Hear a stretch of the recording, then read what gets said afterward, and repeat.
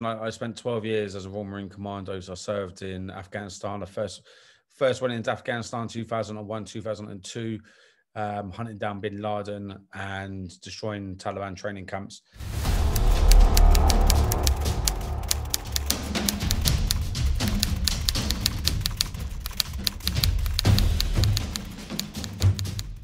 And then in 2014, everything changed. He put down his rifle and picked up a camera and off to the Middle East, Syria, Iraq, on the front lines against ISIS he went. Emile, thank you for joining us today.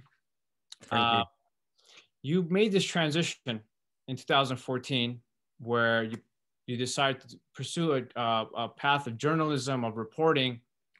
What compelled you to go to the Middle East, Syria, Iraq, and start documenting these events? Yeah, so like you mentioned, I spent 12 years as a Royal Marine Commando. So I served in Afghanistan. I first went into Afghanistan 2001, 2002, hunting down bin Laden and destroying Taliban training camps.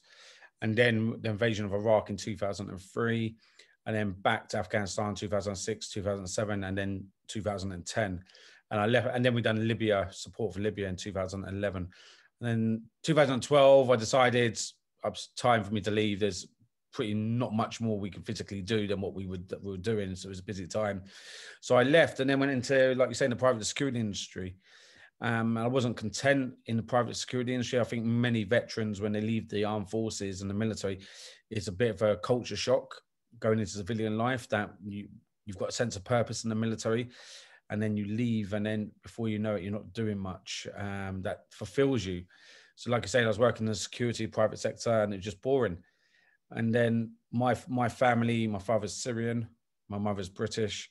And obviously 2014 was when the caliphate was really much in full swing in Iraq and Syria. The civil war in Syria was going on.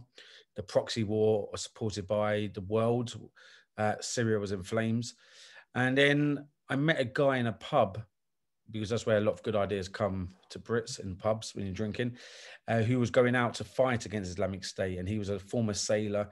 He'd never fought in any war. And he was joining a group of other guys, Americans and Brits, and one Australian, that were going to go fight with the Kurds against Islamic State. And I just thought it was a bit crazy. The fact is that my family background, my skill set, and I didn't feel the need to go fight against Islamic State as a volunteer fighter, but these individuals did. So what I decided to do, I spoke to a television company in the UK and I said, I've got this brilliant idea to make a documentary. I never even thought of a documentary before. I approached them and said, I want to follow these guys and what motivates them to go fight against Islamic State in Iraq and Syria. They were very up for it. They were keen. And then 2 days before, they pulled the plug and said, right, one, it's too dangerous. Two, we don't know what access we're going to get. We're not going. So I just made the decision. I went on eBay, bought a camera for $900. I didn't even know what a camera, I didn't even know how to use a camera.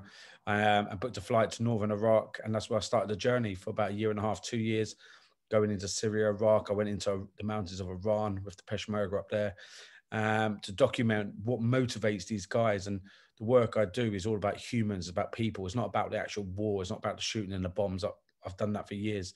It's all about just telling stories. And that's really where I started. What was it like being on the front lines, but without a weapon, with a different type of weapon, I would say? Yeah, that's a great question. For me, it was because being a Royal Marine Commander, you're highly trained. You've got support of men that you know have got your back 24/7.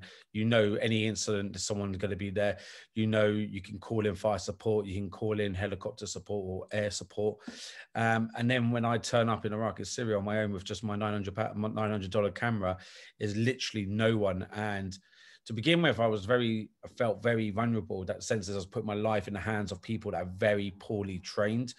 The YPG, YPJ, and the Peshmerga. And really a lot of them, I was looking at their skill set and I was like, bloody hell, you are pretty shocking. That I was like, I'm probably the most trained and organized guy here, and I'm the one with the camera, not the gun. So to begin with, it was quite daunting. But then as soon as I settled in, I realized that they were looking after me. So yes, I've done 6 trips back and forth over the 1.5 2 years, making the documentary. So I built a good network of friends up in the Middle East, people that I trusted. So yeah, but you're right, it was daunting to begin with, to have a camera rather than a gun.